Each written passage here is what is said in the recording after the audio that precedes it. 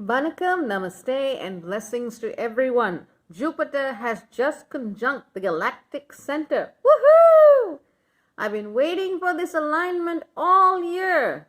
And we saw Mars entering Scorpio just a couple of hours ago. We're going to be seeing the end of Mercury retrograde coming up on the 20th for those of you who are following universal time.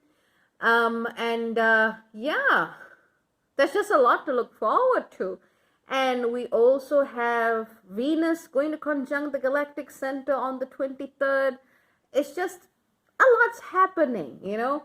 And I want to say that it's all going to be cats and roses, but, well, I gotta be honest with you.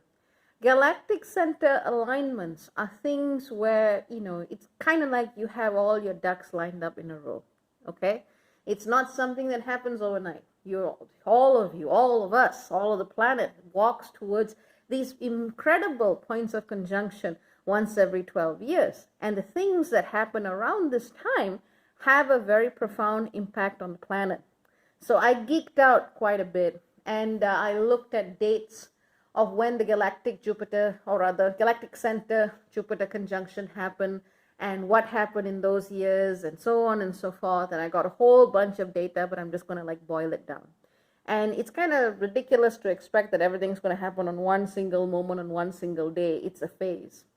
I just looked at the years that key things were happening, because, it depends on whether or not Jupiter had a retrograde that would have included the Galactic Center. Jupiter would, of course, go over the Great Attractor, which is another galactic point, and it would also have a lot of other build-up factors to all of this. So I looked at the years, and it's quite amazing just the kinds of political, technological, aviation, space exploration themes that keep coming again and again and again each time it gets hit.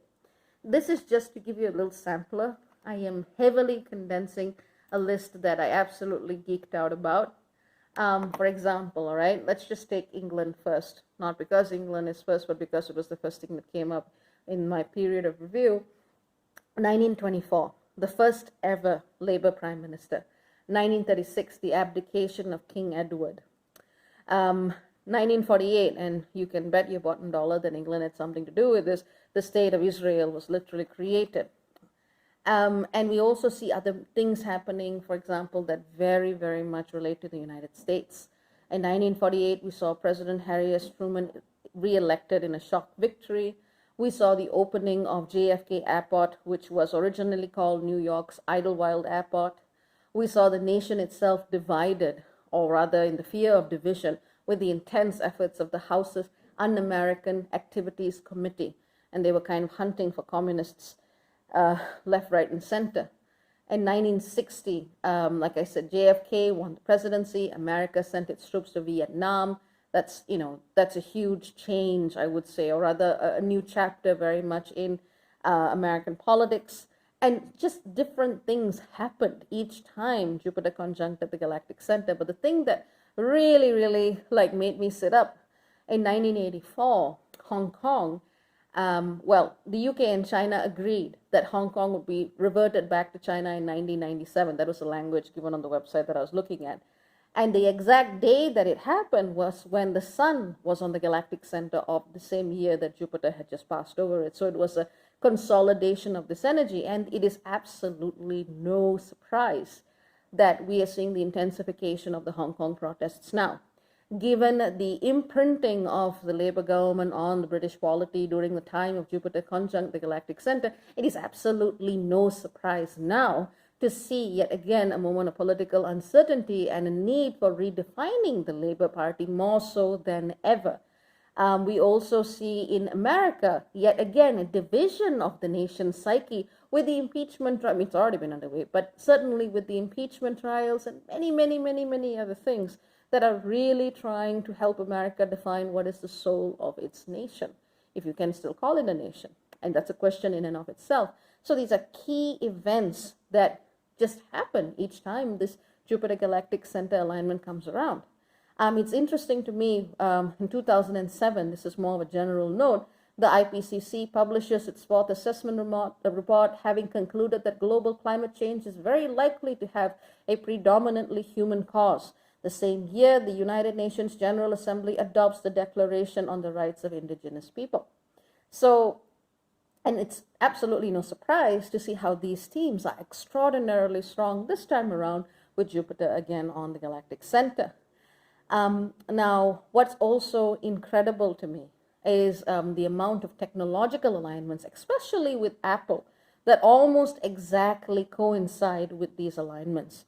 For example, okay, let's see. The original Macintosh went on sale. It was a watershed moment in computing history. And I think they had just gone on like a huge advertising campaign. And they just, I think the campaign itself was called 1984, and it was a reference to Orwell and conformity. And they were like, Apple Macintosh is the way forward. I'm not sure if they were popularizing it with the word Apple at the time, but certainly Macintosh. That happened in 1984. 1995, also a year with Jupiter and the Galactic Center, Windows 95 was released, JavaScript was created, and 2007, the original iPhone was introduced at a Macworld keynote in San Francisco. These kinds of computing breakthroughs just kept happening in alignment all the time, and I would not at all be surprised if we see another big leap in computing coming up, or perhaps it's already happened and there's just been so much going on that the collective hasn't really paid too much attention to it. We also see major leaps in aviation technology. Events surrounding airplanes come up at this time with these alignments as well. For example, the Hindenburg flight to Nazi Germany in 1936. The US launches the first weather satellite in 1960. I've just been Googling all of this, so it's just the key themes still apply. And yeah, we just see, for example, we also see the space race, or rather aviation in outer space, also kind of come into crystallization during these points. 1984, the Space Shuttle Discovery launches its maiden flight. And, just so many other things. I've summarized it as best that I can. So in other words, space, aviation, technology, politics, and people's movements. These are the key areas that are just coming up again and again and again with these alignments. And it's not at all surprising given what Jupiter represents: exploration and expansion. So, it's good in some sense to recognize what all of these things do. It's also important to recognize that these things can go either way. So it's very important not to romanticize this as an overwhelmingly positive thing. I mean, for example, 1936, the same year, we saw dictatorships in Bulgaria, Peru, Mexico. We saw the intensification of dictatorial policing, I should say, in Nazi Germany and amongst its allies.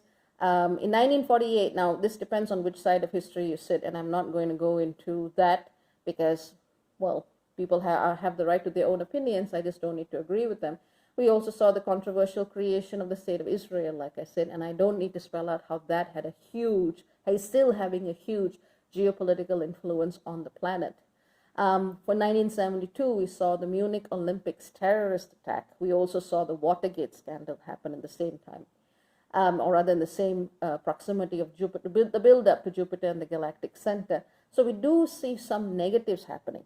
During the same years, 1948, Mahatma Gandhi is assassinated in India. 1984, Indira Gandhi, Prime Minister of India, is assassinated.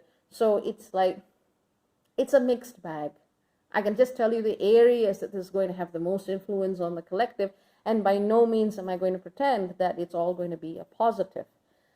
It might have in terms of the great scheme of things might all work out in the end, but that doesn't mean that human suffering and human pain is to be ignored for that purpose.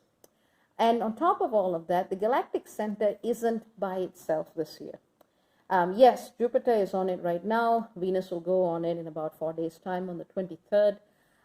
But what we also see is a bunch of other bodies that are aspecting the Galactic Center as well. And that's also what's bringing out some of the, shall we say, heavier, shadowier aspects of this alignment. And that's why it's not all cats and roses. Um, Here we go. So for example, the Galactic Center is conjunct Ixion. Ixion is the tyrant. Ixion's been kind of stalking the Galactic Center for a while this year.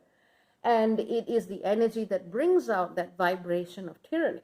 So for those who find tyranny to be a legitimate path of truth and meaning, they're going to get that intensified.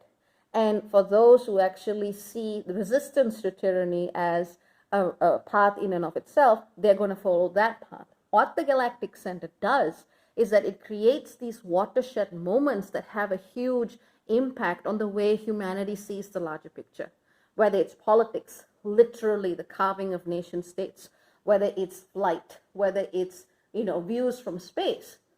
All of this comes together under the same energy. It's about impact on the big picture. So in terms of your individual lives, this alignment will of course have influence. I mean, you'd have to see what Sagittarius is doing in your chart, what it's aspecting and what not. But in your individual lives, it's about reorientation.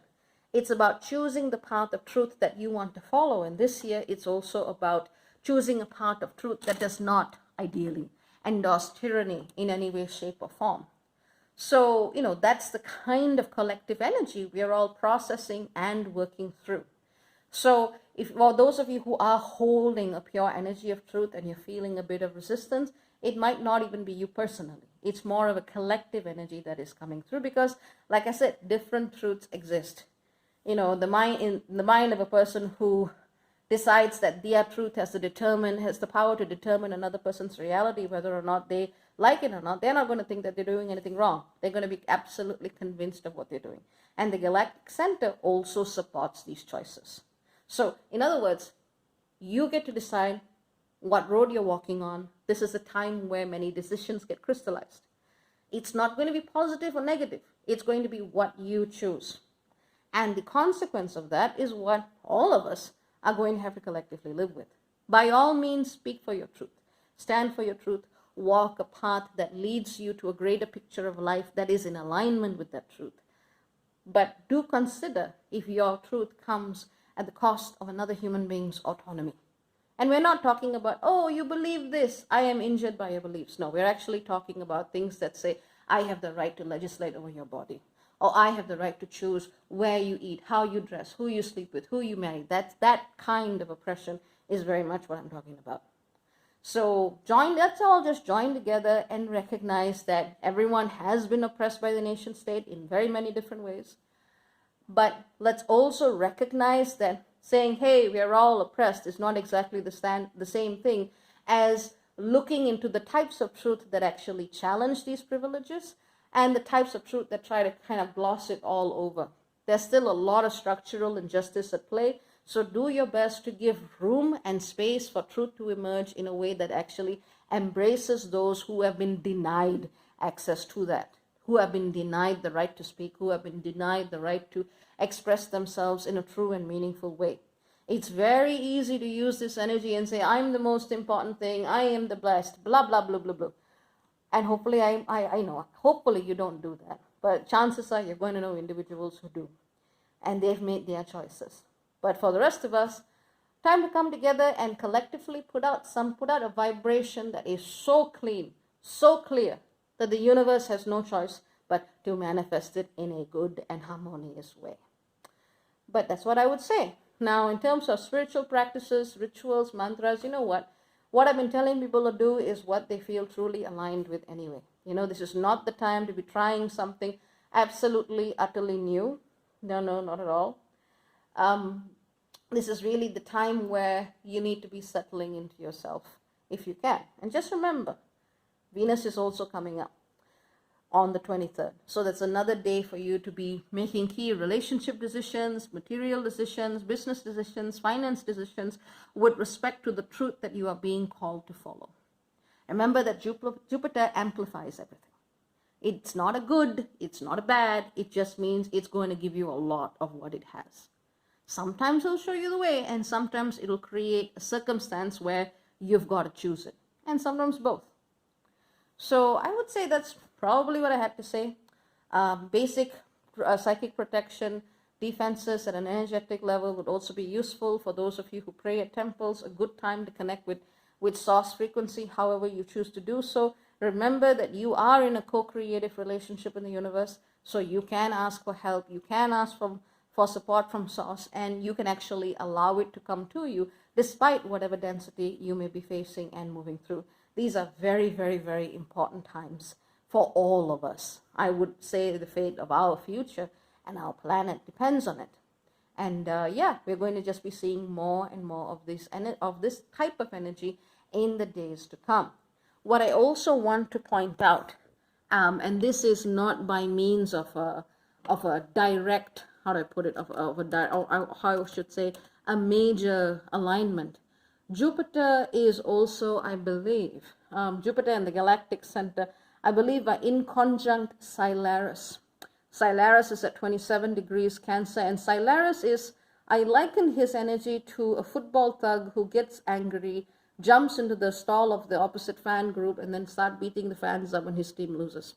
He doesn't actually think before doing stuff. He just leaps into it. So Solaris literally leaps to his death by running into a spear and dying. With Solaris in Cancer, I feel that a lot of people are going to be very reactive, especially when it comes to questions of home, family, belonging. And it's going to be very, very challenging for a lot of people to confuse comfort and truth. And this is something which I've been thinking about for, I don't know, at least a decade now. My brother kind of gave me that phrasing 10 years ago, and it really stuck with me. Sometimes we really need to look at what we've become comfortable and accustomed to in the name of family through the more discerning lens of what is actually our truth. And sometimes people who find that in contradiction to one another end up with a state of cognitive dissonance, and then they leap, they jump, they do shit. So try to rein in those impulses, try to breathe, try to look at things before going, oh my God, this is terrible. Oh my God, this challenges everything I know. And even if it does challenge everything you know, that might not necessarily be a bad thing. You know, just allow yourself to grow. Sometimes it's a gentle process. Sometimes it's a process of allowing your own field to expand. And sometimes it's really a process of just standing there and saying, this is my ground. No entry unless I say so. And with that, I hope this has helped. This energy is really going to be shaping us and how we experience reality for a long time to come. Do not take it lightly. And do your best to sit with yourself in alignment and really walk the talk. And if your country, your nation is voting right now, remember to vote. It's very, very important. Take care. Very, very many blessings. Lots of love. Ciao, ciao for now. Bye-bye.